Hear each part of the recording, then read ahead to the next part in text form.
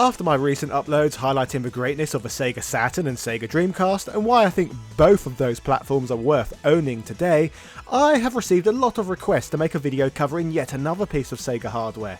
I am of course referring to the Sega Mega CD, or simply Sega CD as it's known in North America. The CD based add-on that you could connect to the bottom of your 16-bit Sega console. Whether you had a Sega Mega Drive or Sega Genesis, by purchasing one of these bad boys you would gain access to an entirely separate library of games that could only be experienced on this pricey peripheral. So in today's special upload, let me take you on an adventure as we explore the history of this platform, my personal experiences with it, some of the games, and most importantly, I'll try to convince you why you should consider adding one to your own collection. With all of that said, hello ladies and gentlemen, Big Daddy Top Hat here. This is why you need a Sega CD right now. What are you waiting for? Nintendo to make one? Yeah. As with my two previous uploads exploring Sega hardware history, for context I guess it is important to start with how I discovered the platform and eventually ended up getting one myself. The Sega Mega CD was released in this country back when I was incredibly young, only 7 years old in fact, and the only consoles I had experience with as of yet was the NES, Super Nintendo and Sega Mega Drive. Everything else that was on the market, or that was announced to soon come to market, was just weird and futuristic to me. I, for example, had heard of the Atari Jaguar with its 64 bits in the school playground. However, I was not sure whether it actually existed or not, or whether this was just playground lies. Then there was all of those futuristic CD-based media devices, a storage medium which I associated with the rich, after seeing Wayne from Wayne's World with a CD player in his car. The CD player appeared in a scene to put over that he was so successful that he could even afford luxury items, but normal people in my eyes just had Super Nintendos or Mega Drives. Everything else was beyond my reach. But on one fateful day, I would stumble across the Mega CD in person. When I was a child, and still now to some degree, I have suffered with severe asthma, often going into attacks. This would lead me to regularly getting hospitalised as a kid, sometimes having to stay there for days on end. Wandering the ward one day, in probably 1994, I stumbled across a young lad the same age as me playing a Sonic game. I had never seen this Sonic game before, but what was most striking about this version of Sonic compared to the others I had seen was the insane sound quality. It sounded like music you would hear on the radio rather than in a video game. This was ridiculous. From that moment I knew I had to try this amazing sounding game for myself. I had always enjoyed playing my Super Nintendo at home with my friends and Sega Mega Drive around friends' houses, so being the sociable young chap that I was, I approached the other child and asked if I could join him. To my surprise, the other lad was incredibly rude, and not only declined my offer to play games with him, but he told me to go away. It appeared that children who owned Sega Mega CDs had rather bad stinking attitudes, and were not like the friendly faces I went to school with. Witnessing my deflation and cold rejection firsthand, across the ward another boy and his grandmother invited me to play Sonic with them on yet another Sega console I was not yet familiar with. Rather than have my first ever Mega CD play experience, I would instead have my first Sega Master System one, playing its version of both Sonic 2 and Alex Kidd for the first time. This fond memory of sharing time with this kind boy and his grandmother while I was in hospital has stuck with me to this day. The kid with the 8-bit system treated me a hell of a lot better than the wealthy one with the expensive add-on, eventually leading to the Master System being the first ever game console I purchased for nostalgia purposes, grabbing one when I was about 14 years old in the year 2000. But over the years, the Mega CD, which I didn't play, would still hang in my mind. But let's discuss more about my personal experiences later. As for now, let's discuss the history of the device that I never got the opportunity to play in its prime. As strange as it may seem today, given how long it's been since they had any kind of real influence on the industry, back in the early 90s Sega were an absolute gaming powerhouse, competing with and even at one point usurping Nintendo as top dogs in the home console market. It truly was the peak period of their blast processing and blue hedgehog powered success, and a big factor in that success was always trying to stay one step ahead of its competition, or in this case, one step ahead of Nintendo and that pesky little mustachioed plumber. With compact disc technology starting to come into its own, and Sega being well aware that their sworn mortal enemies over at Nintendo Towers already had designs on partnering with an outside electronics company to make their own CD device, they set about creating a CD add-on for their popular Mega Drive console. With a launch date of October 1988 in Japan and August 1989 in North America, Sega's Mega Drive Genesis had the jump on Nintendo by just over 2 years, with their competing Super Famicom SNES console not arriving in Japan until November 1990, and the States by August of 1991. This 2-year advantage, coupled with some seriously aggressive marketing, a shift in targeted demographic, and a little help from a certain red sneaker-wearing anthropomorphic purveyor of 90s chewed, helped Sega not only gain a serious amount of traction and recognition, but actually overtake Nintendo as the biggest video game company in America. At least for a while. Sega's forward-thinking philosophies were not merely confined to this new console, as they realised that the video game technology was constantly evolving, and their current system wasn't going to remain cutting edge for too long. The move from cartridges to compact discs was one that Sega were very interested in. Not only did they offer a significant increase in the amount of memory storage on offer for games and interactive media, almost 320 times more than the Mega Drive cartridges in fact, but they were also a whole lot cheaper, particularly with the rising cost of microchips at that time.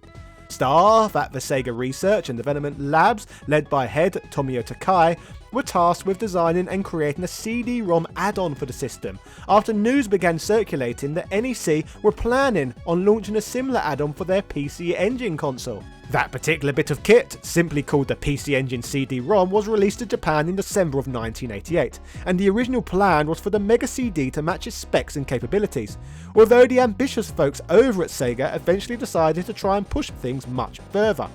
The decision was made to both double the internal RAM and add custom chips that could recreate the dizzying scaling and rotation effects found in some of Sega's most popular and impressive arcade games of the time, such as Space Harrier and Afterburner. A similar combination of scaling and rotation was used to great effect by Nintendo years later in their custom Mode 7 for the SNES, which brought it a little more in line with Sega's CD system. Unbelievably, a processor was also added to the Mega CD, which would clock in at almost double the speed of the one found in the original Mega Drive. That's right folks, double the speed of blast processing. Bloody hell. All these added chips and fancy new fandangled technology meant the cost to manufacture and therefore the prospective selling fee of this new hardware was rising to slightly worrying levels, with the launch price looking to be around $370. Not exactly small change. Sega remained undeterred however, as their market research team determined that the public would be absolutely fine, a-okay, no problemo, with such bloody ridiculous prices, given that they would be getting such a powerful and state-of-the-art bit of hardware. The drawback to this powerful hardware, however, was that, as it was only an add-on, it was still running through the original Mega Drive and was therefore still beholden to its parent console's colour palette limitations and low resolution. Just a piffling 64 colours on screen at once, which didn't exactly make all those FMV games the easiest to look at, or kindest on the eyes. A partnership was made with electronic giants JVC to assist with the design and manufacturing of the new system, which would help with the original model's memorable sleek look and modern hi-fi stack aesthetic. The sexy looking add-on would sit snugly underneath the Mega Drive and featured a motorised tray with the kind of action that even Alan Partridge would be proud of. Further to this, it would have a somewhat unnecessarily complicated display that was clearly intended to mimic the look of the kind of high-end component stereo equipment that was popular at the time. Despite it being very distinctly 90s looking, it manages to have a timeless quality that still gives it a classy, contemporary appearance as of now. Sega of Japan were very protective of their new baby and went all out to keep the specs and final details about the add-on secret, even going so far as to refuse to send a working unit to their supposed colleagues over at Sega of America. Although initially a bit understandably miffed about being left in the dark about many aspects of the project early on, Sega of America were apparently extremely optimistic about the future of CD-based technology and the Mega CD, with our old pal Tom Kalinske promising what he described as movie graphics with a rock and roll concert sound. Tremendo. As JVC were currently in the process of working on a standard for the new CD+G format, it was only natural that the ability to play such discs would also be incorporated into the Mega CD's already rather complicated innards. This meant that the clever device could play Mega CD games, audio CDs, as well as CD+Gs. They don't call it Mega for nothing, you know. CD+G is an almost forgotten audio with low-res video hybrid format, often used for karaoke and music video releases. A surprising amount of games consoles can actually recognise these discs, including some nice obscure ones such as the Philips CDI, the 3DO, the Amiga CD32, and even the wonderfully useless Atari Jaguar CD. The games console with the unfortunate distinction of being the system that most resembles a lavatory in design.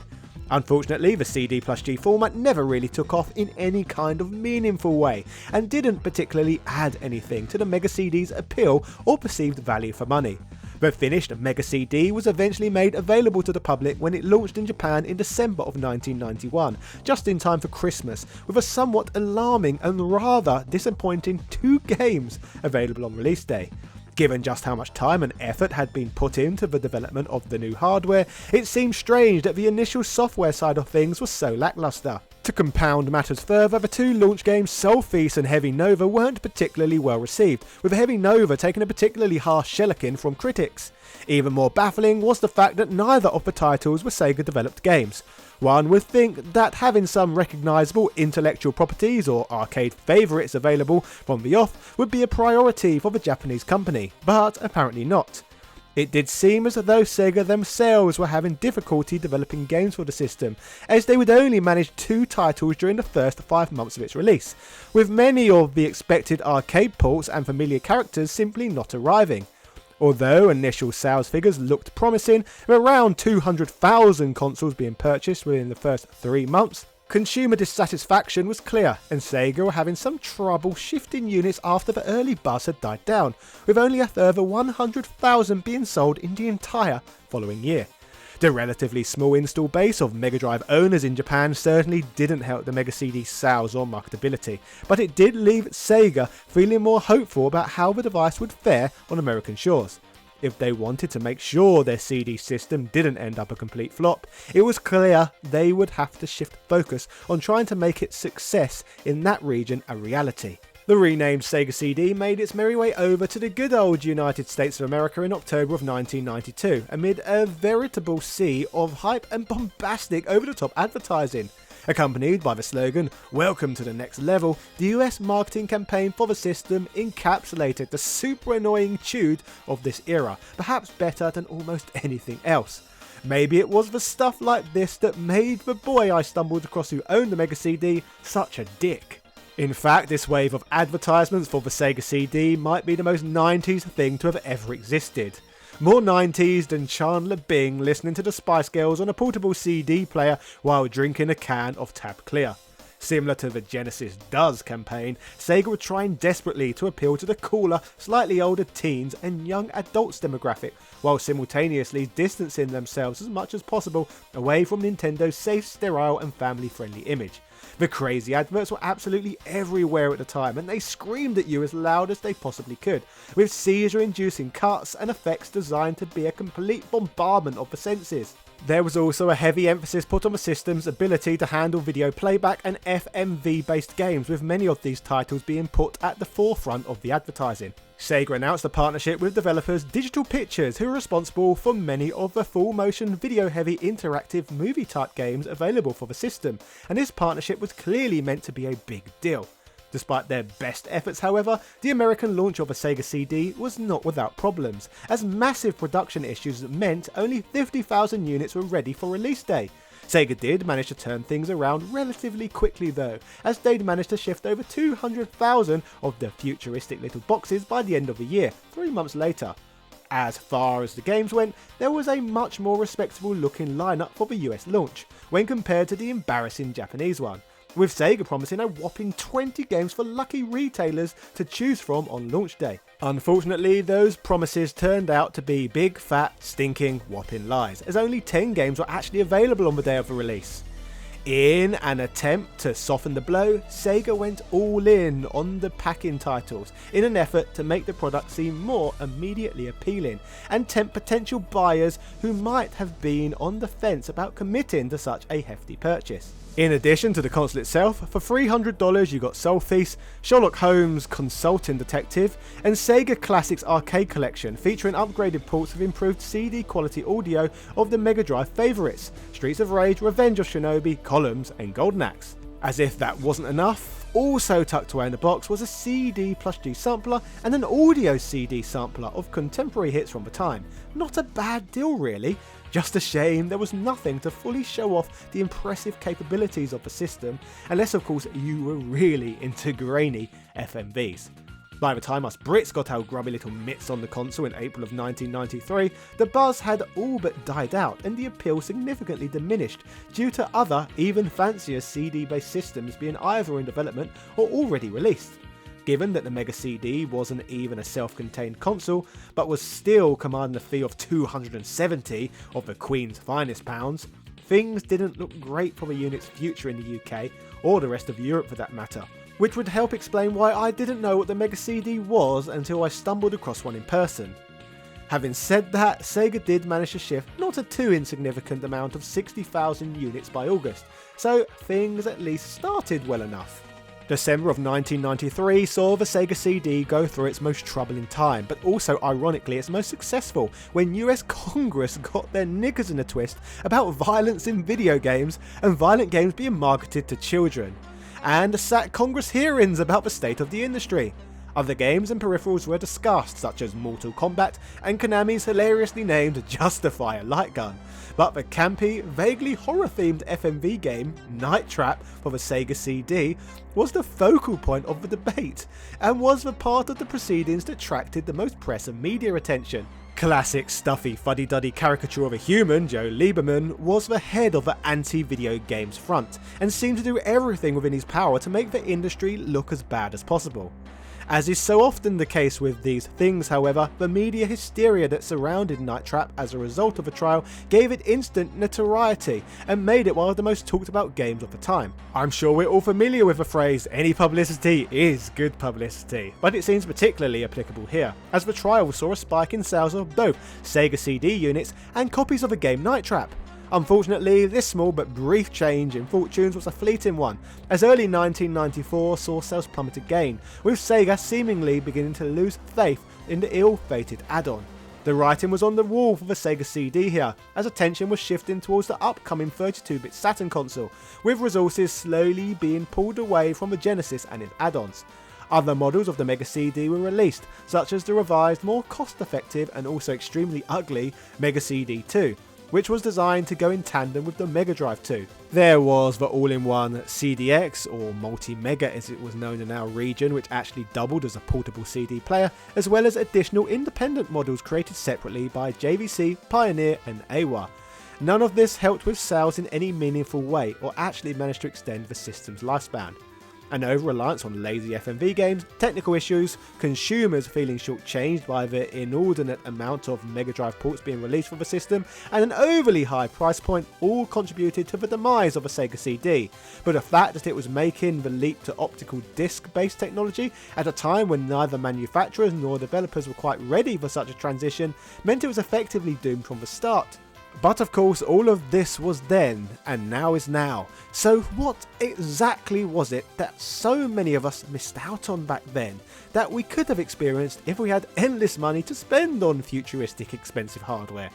As for myself, this was a question I often pondered, but would get to learn more about the platform as I grew up and retro gaming slowly became en vogue.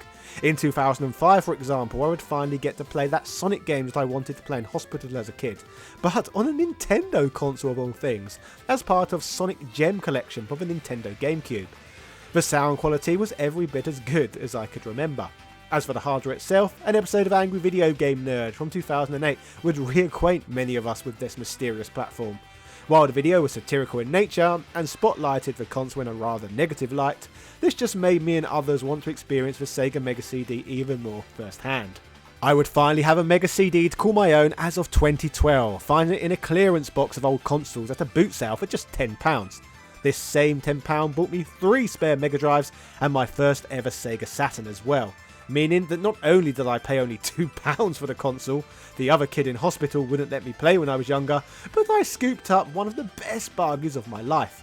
I guess eventually, Big Daddy Top Hat always wins. Yeah. But what for the games I would get to play on the hardware that eluded me for so long? Searching eBay in 2012, it seemed that the majority of Mega CD games still felt rather pricey for what were essentially nothing more than old video games. So if I had paid £2 for a system, I was not really comfortable in paying much more than that per game particularly. So after learning that the hardware had 0 copy protection, playing Mega CD would be a combination of buying some of my favourites while using image burn software to play others. One of the standout and must-own games for the hardware in my opinion is Final Fight CD, the best version of Final Fight that was available in homes at the time that offers up some additional bells and whistles that helps it stand out today as well. While the Super Nintendo version of Final Fight was missing stages, characters and only offered 1 player mode, this more refined version of Final Fight offered 2-player co-op, meaning that Mega CD owners could not only play Streets of Rage 2 on the system, but also the awesome games that inspired the Streets of Rage series in the first place. The game's most unique feature is of course its CD audio, that makes playing Final Fight sound better than ever before, serving as the cherry on top of an already delicious beat 'em up cake. Of course, next I guess we should turn our attention to Sonic CD, a game with a somewhat polarising reputation. Developed at the same time as Sonic the Hedgehog 3, the title introduces both Amy Rose and Metal Sonic, 2 characters who remain iconic to this day. The best-selling Sega CD game of all time was praised by many critics, with many claiming that this was the best Sonic game yet. The game, with its CD audio and unique time-travelling feature, certainly turned a lot of heads. However, some criticised the game due to its convoluted stage design. Personally, I for one have always enjoyed this game, and would choose to play this one over any 3D Sonic game any day of the week. It's very decent in my opinion. Night Trap is obviously another one of the big famous ones, however personally, I prefer to play Night Trap using other hardware. It's crazy to think that FMV games were one of the main selling points of the Mega CD, when so many systems that were released at the same time, or shortly after, did it so much better. The Philips CDI, for example, has by far the greatest version available of Thunder in Paradise, and if you want to play Night Trap, you are better off experiencing it on a 3DO. It offers up much better full motion video quality than Sega could muster. Thanks to working design, those who live in the US would be able to experience the amazing Lunar games using the hardware. Thankfully, due to the system's lack of copy protection, it is possible to make copies that PAL systems will read too, taking advantage of animated cutscenes years before the Sony PlayStation even existed. These were highly immersive JRPG experiences that still hold up well enough now. Largely unnoticed at the time, for those who love strategy role-playing games, the platform has Shining Force CD, which is basically an enhanced remake of the Shining Force games that were available to play on the Sega Game Gear. Shining Force 3 for the Saturn gets loads of love and attention, so this one deserves your attention too. By far one of the most memorable Mega CD games is that of Snatcher, a cyberpunk graphic adventure game developed and published by Konami.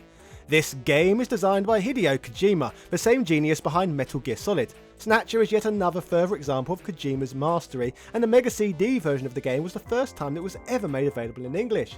The game was and is lauded for its cinematic presentation and mature themes that were not common in gaming at the time, with Kojima himself identifying Snatcher to contain themes that would be explored more deeply later with the Metal Gear series. Shockingly, this graphic adventure game with visual novel elements is not available to purchase on any modern hardware, instantly functioning as a key reason to play with a Mega CD today. Another game with a hell of a lot of character is Keio Flying Squadron. It's a fun cute-em-up with bright, colourful, eye-catching graphics that further adds to the Mega CD library's depths. From Thunderhawk, Robo-Alest, Time Gal, Popful Mao, Road Adventure, and more, there is plenty of fun to be had with a Mega CD.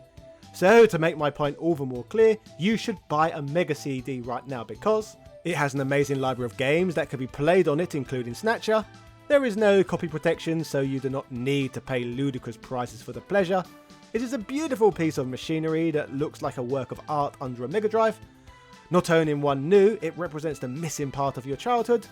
And there's no reason to wait, as Nintendo are never going to make one. So there you have it. I hope you enjoyed this video looking back at this high-end piece of consumer electronics. If you want me to attempt to sell you on the benefits of the 32X, then ask me nicely in the comment section below. But in the meantime, leave me a like, subscribe if you are new, and watch my videos on the benefits of both the Dreamcast and the Saturn.